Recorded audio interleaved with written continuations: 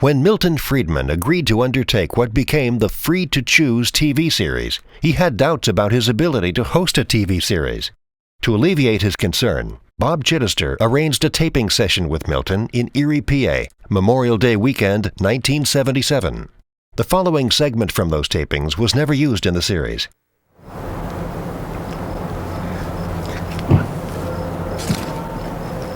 You know why I like this business of gardening? It's because I spend most of my time with ideas, with words, with numbers, writing books, articles. It's work I enjoy, of course. It's my life work. But the product is kind of distant. There's no immediate physical product, and it takes a long time. Now here, when you're planting tomatoes, it's a different story. You're planting something that is material, and that's going to be here pretty soon. Few months. These tomato plants I'm planting will be producing nice, big, yellow, juicy fruits that I can get my teeth into that will really have some substance, and that I can have a real product. And that's what makes it nice. But I don't know. I'll tell you this, I don't think I'd like to spend my life doing this. If I had to do this 14 hours a day, 7 days a week, I'd have a little different idea about it. But most of the people in the world, that's their life. It's digging in the garden, planting. It takes them most of their time just in order to feed themselves. Not only most of the places in the world, that used to be the case here too. If you go back 200 years when this country was just getting started, 80 to 90% of the people in the country were in agriculture, growing crops, feed themselves and the other 10 or 20%. Not these days. These days, if you look at it, you will find that there's about, I don't know, 1 person out of 20 maybe who's on the land. That 1 person is able to grow enough food to feed not only himself, not only the other 19 people, but also to have a lot to export out of the rest of the world. We're the food basket of the world. That's the real miracle of America, how we got to the point where with so few people you could produce so much. How did we do it?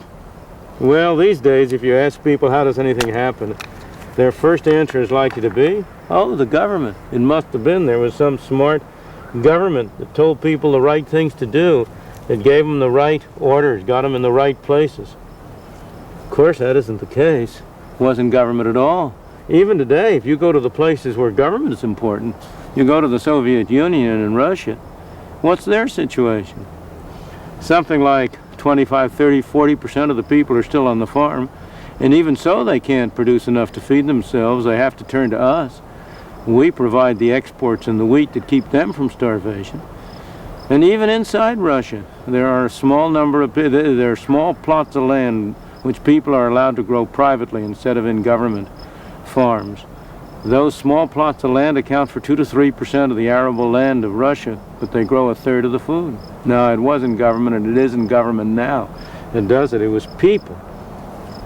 It was people working on their own, for their own interests, to feed their own children, to make a better future for themselves and their children and their grandchildren. That's what did it. Even today, you know, we think government does everything. But tell me, how many times did you vote today? You'll tell me that's a silly question. Today is an election day. It only comes once a year in November. You tell me you didn't vote, but you know you're not right about that. You voted. You voted lots of times.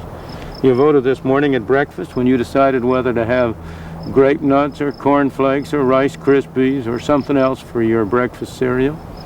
You voted when you went down to the store, to the newsstand, and picked up Time magazine or Newsweek instead of Playboy or Penthouse or U.S. News and World Report. You voted dozens of times today, only we don't call it voting, but it's that kind of voting that made this country great and that still enables us to have a standard of living that's the envy of the world. Good. I got to planting these tomatoes faster. Yeah, that's all right. I could have planted a lot more for you. I apologize. Well, I want you to put in plant one more.